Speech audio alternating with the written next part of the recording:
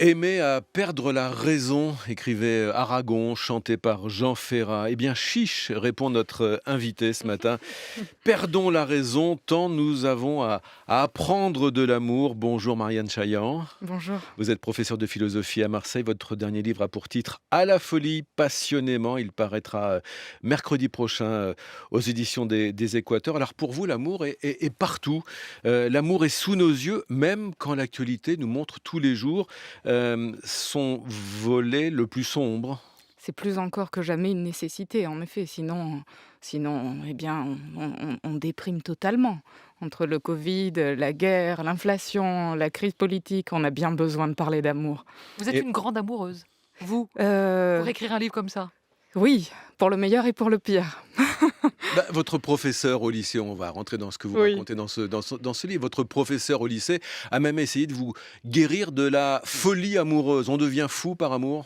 Oui, et elle s'était alarmée parce que j'avais rédigé, un essai qui vantait, l'état amoureux et elle s'était dit: «Ouh là là, il faut la soigner avant qu'elle, qu'Eros, ne la brise». Manifestement, ça a Mmh. échoué. L'attraction amoureuse, on va le définir, ça ne se limite pas au corps, hein, évidemment, c'est bien plus que cela. Oui, le limiter au corps, ça serait rater quelque chose d'essentiel. Il y a bien sûr quelque chose de très incarné, de très immanent. J'en parle notamment dans le chapitre sur faire l'amour. Il y a quelque chose de très incarné, mais ça va au-delà. C'est comme une fin sublime. Il y a quelque chose de transcendant aussi dans le désir, pas simplement d'immanent. Et la rencontre, amoureuse, elle survient, pas toujours, mais très souvent par, effraction. Ça nous tombe dessus. Oui, vous vous rappelez la scène de rencontre dans l'Éducation sentimentale de Flaubert. Ce fut comme une apparition. Elle était assise au milieu du banc, toute seule. Était-elle seule, Madame Arnoux? Pas du tout. Elle est sur un bateau où il y a des centaines de personnes. Mais pour Frédéric, elle est seule. Voilà qu'il la rencontre et sa vie bascule. Le jeune Frédéric est amoureux de madame Arnoux et ça mène aussi à quelques désillusions.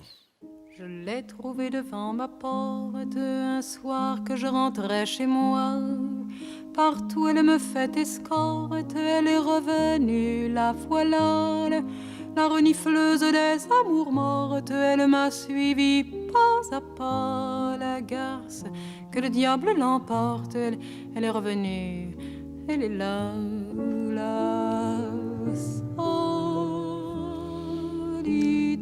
La solitude, solitude. selon Barbara, on passe ce morceau parce que vous l'évoquez dans le livre Barbara et ce morceau La solitude.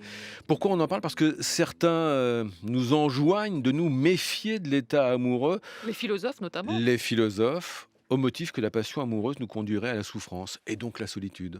Et c'est vrai. C'est vrai, bien sûr, à la souffrance par un sentiment d'incomplétude, parce qu'on n'obtient jamais ce qu'on vise dans le désir amoureux, parce que le désir amoureux nous conduit à des joies éphémères, c'est vrai.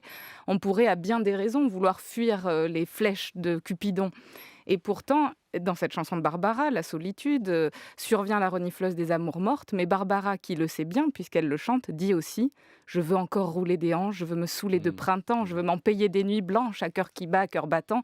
Et c'est cette idée que, bien sûr, le désir amoureux, c'est l'envers, mais c'est aussi l'endroit et on n'a pas de joie sans éprouver de la douleur. Mais les Français se protègent, on dirait aujourd'hui, malgré tout, du grand sentiment amoureux. Si je regarde des chiffres, parce que je me suis amusée à regarder quelques études, il y a 21% des Français seulement qui considèrent que leur vie amoureuse est une priorité. C'est pas beaucoup. Et il y en a 20% qui pensent que l'amour-passion, c'est un peu trop. Ils préfèrent évoquer l'amour complice, l'amour confiance, l'amour famille. Est-ce que les Français aujourd'hui sont d'accord avec vos philosophes? C'est-à-dire, est-ce qu'ils ne croient plus vraiment en l'amour-passion? Hem, alors je me méfie toujours un peu des chiffres et des statistiques. J'aurais tendance Là, à c'est dire c'est quand même une oui, étude très oui, sérieuse, oui, oui, oui, parue, en 2020, faut quand même que je le souligne, oui. par l'institut de sondage, Harris Interactive. Oui, Voilà. alors j'ai envie de dire que je comprends bien le désir des Français que vous De évoquez se de protéger. de se protéger. On le comprend ce désir-là, bien sûr, jusqu'au moment où survient Eros. Voilà, c'est-à-dire que on va dire, oui, je préfère, ce que Albert Cohen, que j'évoque dans le livre, appelle l'amour conjugal, plus fondé sur du réel plutôt que cette fulgurance de la passion qui survient et qui est parfois fondée sur de l'imaginaire, c'est vrai. Mais hélas, lorsque cela survient, nous n'avons guère, le loisir d'échapper aux foudres Mais d'Eros. du coup, votre livre est surprenant parce qu'on a l'impression qu'il est pas à la mode en ce moment. Et bien peut-être sans être, pas à la mode, peut-être effectivement, Ou dans heu, l'air du temps? voilà, mais peut-être, essaye-t-il de dire, «Méfiez-vous, cela va frapper, tôt ou tard». Voilà. Vous évoquiez, Albert Cohen, c'est la Belle du Seigneur. Il nous fait, en même temps, il nous encourage à faire des rencontres amoureuses et en même temps, il y a tout le dépit, qui est la face cachée d'une même pièce, en fait. C'est toujours les 2 sont liés. Albert Cohen, c'est un peu comme, ma prof de français que vous évoquiez. Il écrit Belle du Seigneur pour nous mettre en garde sur, l'amour-passion. Surtout Mmh faites mh. attention, ne devenez pas Ariane et Solal, heu et il oppose à l'amour-passion, l'amour conjugal dans Manche-Clou ou à l'amour maternel dans le livre de ma mère et pourtant, il y a des passages que j'évoque dans le livre où il nous dit, «Bientôt et peut-être plus tôt que prévu, vous dormirez vous aussi étendus sous terre dans un cimetière. Il en sera fini des sauts de Mmh. carpe, d'Ariane et Solal. Profitez-en, Profitons profitez-en» et et donc paradoxe, à la fois il nous dit: «Faites attention, gardez-vous de l'état amoureux» et en même temps il nous dit: «Saoulez-vous de printemps» comme le dit Barbara et à la fin des fins: «Si c'était pas ça le sel de la vie malgré tout, alors oui on souffre, mais qu'est-ce qu'on est vivant quand on aime?» vous le dites sans embâge, pas la peine de demander ni à Nietzsche, ni à Socrate de nous éveiller à l'amour. Eux-mêmes n'ont subi que pratiquement que des échecs amoureux, d'où leur théorie sur l'échec de l'amour. Bien, je me dis, si je veux faire prospérer mon argent, est-ce que je vais demander ça à quelqu'un qui a fait faillite, hein? Et effectivement, les philosophes nous disent: «Méfiez-vous du désir», mais quand on observe leur vie, sentimentale, elle est voilà, ce sont des ascètes, des gens esseulés, Mmh. alors bon, faut-il vraiment faire confiance à ces philosophes? Je dis aussitôt quand même qu'il y a un paradoxe puisque dans le nom même de philosophie, le désir est au cœur du nom de la C'est philosophie, toujours hein. au nom de l'amour et de aimer. Il y a des handicapés de la passion amoureuse, par exemple, ceux qui ne savent pas reconnaître l'amour. D'ailleurs, à quoi, est-ce que l'on peut reconnaître que nous sommes amoureux? Ah Parce ça, c'est une bonne question. Les yeux qui pétillent? Ah bah, oui. Agnès Varda disait qu'on était amoureux quand un sourire venait au coin des lèvres en pensant à l'autre. Oui, c'est très joli comme formule. C'est presque spinoziste qui dit que l'amour, c'est la joie qu'accompagne l'idée d'une cause extérieure. C'est-à-dire si je suis en joie et je dis: «Tiens, je souris parce que tu es là devant moi, donc je t'aime». Donc on s'en tiendra, à la raison de Montaigne, et la Boétie parce que c'était lui, parce que c'était moi? Alors ça, c'est l'idée, cette tragédie de toute personne amoureuse et qui demande souvent à la personne qu'il aime: «Pourquoi tu m'aimes?» Je ne sais pas si vous avez vous-même posé cette question ou si on vous l'a posée. Il est bien difficile de donner Mmh, des mmh, raisons, mmh. d'expliquer pourquoi, survient l'état amoureux. Montaigne a une réponse merveilleuse, c'est-à-dire: «Il n'y en a pas parce que c'est moi, parce que c'est toi». Tu parles mal, tu travailles mal, tu danses mal, tu grandis mal, mais tu ne me fais pas peur, Isabelle. Je vis mal, mais c'était le départ. Ah oui, pardon, j'oubliais, oui. Et c'est sans doute pour ça que t'as failli coucher dehors la veille de l'examen, pour vivre autrement, hein, c'est ça? Pas autrement, autre chose. Et avec quoi? Avec lui, là, qui peut pas mettre un mot devant l'autre et qui tombe de son vélo dès qu'on lui parle? Hein, c'est ça? Pour toi, un homme, c'est ça? Ce qui est intéressant dans cet extrait de La Gifle avec Lino Ventura, c'est que vous le dites dans votre livre, l'amour, il y a aussi la question de l'autorisation. Pour aimer, il faut non seulement s'autoriser à le faire, mais il faut, et on l'entend là dans les relations entre le père et sa fille, il faut aussi, surtout y être autorisé. Pas d'amour sans autorisation, y compris de la famille? En tout cas, l'amour oui, mais la capacité à le vivre effectivement nécessite une autorisation, qui viendrait du dehors et puis ensuite une autorisation qu'on se donne à soi-même et donc à ce titre, encore, comme si c'était pas assez, Eros est un combat, à mener, pour voilà, pour être autorisé. Est-ce que les femmes, on parle d'autorisation, est-ce que les femmes s'autorisent autant que les hommes, au grand amour?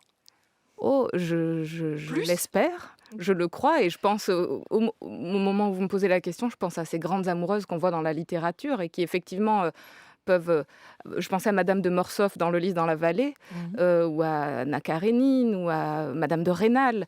On a des très grandes amoureuses qui ont effectivement, qui ne s'autorisent pas à vivre complètement leur amour, mais elles sont, voilà, elles vivent, elles aiment. Alors avec Isabelle Adjani dans cet extrait de La Gifle, on pense aux jeunes. Oui. Les jeunes sont un peu différents malgré tout, j'ai le sentiment aujourd'hui. Ils se disent, polyamoureux, c'est-à-dire qu'ils sont prêts à avoir plusieurs partenaires. Certains se disent même, pansexuels, c'est-à-dire qu'ils sont prêts à tout type de partenaires. On parle même d'asexuels, c'est-à-dire certains repoussent complètement l'idée d'avoir une sexualité. On est loin des sentiments, là, certes, mais quand même, la jeunesse donne l'impression aujourd'hui d'être assez éloignée de l'amour-passion. Vous adressez ce livre à qui? Est-ce que vous l'adressez à ces jeunes-là aussi? Oh oui, oui. Alors moi j'aime bien, chez nos jeunes justement Parce cette, que voilà, vous êtes ouais, professeur à oui, Marseille, hein, on l'a dit, oui, tout à fait. en lycée. Oui, Donc les lycéens, les jeunes, vous les voyez oui. par rapport aux sentiments Mais cette amoureux, ils sont comment? souplesse conceptuelle que vous évoquez, tous ces Mmh, concepts qui n'existaient pas, à exactement. mon époque en tout cas, je trouve permet à leur désir de couler dans des agencements qui pour nous étaient, c'est-à-dire on n'avait même pas les concepts en fait pour les penser, donc c'était difficile pour les vivre. Mais, ce concept de pansexualité est très intéressant parce qu'en fait, il permet à un jeune de se dire: «Eh bien, je sais qu'Eros peut frapper à tout moment et en tout lieu». Ce qui est quand même un savoir tout à fait Avec tout partenaire possible. exactement, ouais. Et vous évoquiez tout à l'heure l'éducation sentimentale de Flaubert.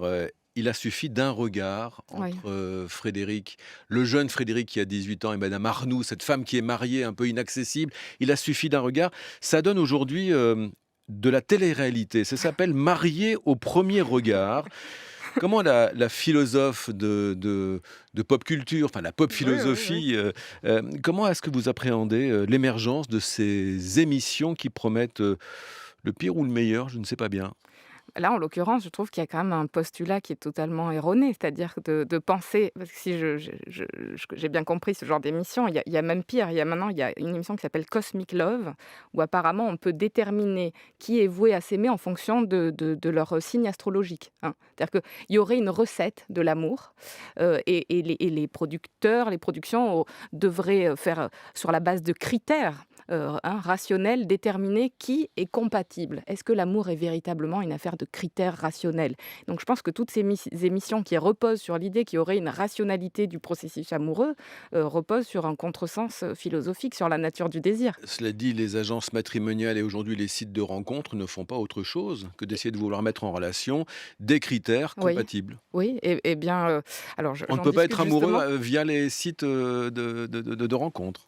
On peut, on peut. J'en Quand j'en ai même. parlé avec des non, mais je pense que c'est pas grâce aux critères qui ont réuni les personnes. C'est-à-dire que si ils tombent amoureux, tant mieux, mais je suis pas convaincue que, l'état amoureux puisse surgir sur la base d'une équation tout à fait rationnelle. Il y a quelque chose et c'est bien là qui est affolant dans l'affaire du désir. Qui nous Il y a dépasse. quelque chose qui nous dépasse et c'est ça qui fait peur. Donc inutile de vouloir déchiffrer les codes de l'amour. Y a-t-il des codes de l'amour d'ailleurs? Alors, non, si on entend par là des raisons objectives qui donnent la clé du phénomène amoureux, je n'y crois pas. Alors Marianne Chaillan, on l'égrène hein, régulièrement. Vous avez mis beaucoup de références dans ce livre, à la folie passionnément. Vous faites référence aussi à l'opéra Carmen Oui. dans votre livre, grand opéra sur l'amour-passion s'il en est, hein, qui finit Mm. par un crime passionnel, puisque Don José aime tellement Carmen que quand elle lui échappe, eh bien, il la tue. C'est ce qu'on appelle aujourd'hui malgré tout un féminicide. Complètement. Cet amour-passion que vous défendez, Marianne Chaillan, est-ce que vous comprenez que certaines féministes le critiquent? Absolument. Alors, si on revient sur Don José, justement, j'en parle pour dire Mmh. qu'il n'a rien compris à ce que c'est la passion. Et c'est pour ça que voilà, c'est-à-dire que Don On José, n'emprisonne pas quand on est amoureux, mais c'est ça oui, que vous voulez alors, dire? euh, c'est-à-dire que Don José n'a pas compris que tomber amoureux, c'était pas une assurance vie, quoi. C'est-à-dire que tomber amoureux, c'est aller au casino, c'est la roulette russe. Alors oui, il a beaucoup engagé sur cette histoire, hein. Il a sacrifié sa carrière professionnelle, il a sacrifié l'amour que Michaela pouvait, la vie conjugale qu'il pouvait espérer. Ok, très bien, il a misé, il a perdu. Et c'est parce qu'il ne comprend pas cette essence éphémère, aléatoire du désir, qu'il en vient à cette extrémité. Il pense qu'on peut posséder l'autre, mais c'est pas la passion qui le conduit à cet acte. C'est d'autres traits de son caractère qui sont parfaitement insupportables, mais je pense pas que que la passion conduise à ça. Je pense que c'est un rapport à l'altérité, c'est un mauvais rapport à la vie, un mauvais rapport à ce qu'est l'autre, au respect de l'autre, et on peut être tout à fait passionné euh, sans être pour autant dans la chosification de la personne qu'on aime. À la folie, passionnément, le titre de votre dernier livre, Marianne Chaillan, dans lequel vous tentez de réhabiliter Eros. Mais pourquoi y a-t-il besoin, en ce moment particulièrement, de réhabiliter? Il souffre de quels préjugés? Bien, tout à l'heure, vous évoquiez le besoin de confort, de sécurité, Mmh. hein, et particulièrement quand les temps sont difficiles. On a envie de quelque chose, d'un cocon voilà, pour nous rassurer. Peut-être à ce sens, plus que jamais, Eros a besoin d'être réhabilité comme, à mon sens, l'essence même de la vie, c'est-à-dire que oui, il est éphémère, oui, il est, empreint de douleur, quelque heureux qu'il puisse être. Oui, tout ça, eh bien, c'est la vie même qui est ainsi. La vie même est éphémère, la vie même est douloureuse et aimer, oh, à la fin des fins, c'est vivre. En tout cas, vous suivez toujours un peu le même fil, Marianne Chaillan. Je me souviens de votre précédent ouvrage, Où donc est le bonheur? J'avais même eu l'immense plaisir de vous recevoir déjà sur France Inter pour en parler et vous disiez, si je me souviens bien, qu'il fallait souffrir, qu'il fallait endurer certaines difficultés pour accéder au bonheur et là, finalement, vous tenez le même discours. Si on vous entend bien depuis, Oui. une quinzaine de minutes, vous nous dites, voilà, qu'il faut accepter d'endurer la souffrance amoureuse pour se sentir immensément vivant. C'est votre philosophie de vie ou c'est Oui. la philosophie des philosophes? De certains philosophes et que Des grands je philosophes. fais mienne. Mmh. C'est-à-dire, effectivement, dans mon livre précédent sur le bonheur, je disais, la notion de bonheur peut être très, très dangereuse. Elle peut nous rendre très malheureux quand on croit à tort que le bonheur, c'est le ciel bleu sans nuages. Quand on a compris que c'était impossible et qu'il fallait, pour être heureux, aimer et le ciel bleu et les nuages, et qu'il fallait accepter cette règle du jeu de la vie, eh bien alors, quand on l'accepte, on est heureux. Il en va de même pour le désir. Quand on demande au désir d'être éternel, ils vécurent heureux et firent beaucoup d'enfants. On se promet à la souffrance. Pour terminer, Marianne Chaillan, je lis en quatrième de couverture, vous êtes présentée comme une icône de la pop philosophie. Alors le mot icône, on en fera ce qu'on en veut, mais en tout cas vous êtes de cette école-là, inventée par Deleuze dans les années 70. C'est une théorie qui a beaucoup évolué chaque décennie, avait sa propre conception de la pop philosophie. Aujourd'hui, 2023, la pop philosophie, c'est quoi? Pour moi en tout cas, sans prétendre la définir pour tous, c'est à la fois montrer que dans la culture populaire, il y a une sagesse qui est présente et qu'elle n'est pas simplement le divertissement inconsistant de certains, et Mmh. que par ailleurs la philosophie, eh bien, elle est pérenne, elle est éternelle, et c'est pas parce qu'elle a été fondée en Grèce ancienne qu'elle n'a plus rien aujourd'hui à nous dire. Et n'oublions pas de nous aimer à la folie passionnément, c'est le titre de votre dernier livre, À la folie passionnément. Marianne Chaillan, merci d'être venue en parler ce Merci à matin. vous de Le livre m'avoir invitée. sortira Mercredi. mercredi aux éditions des Équateurs. Merci beaucoup et bonne Merci à journée. vous. Il est 8h38.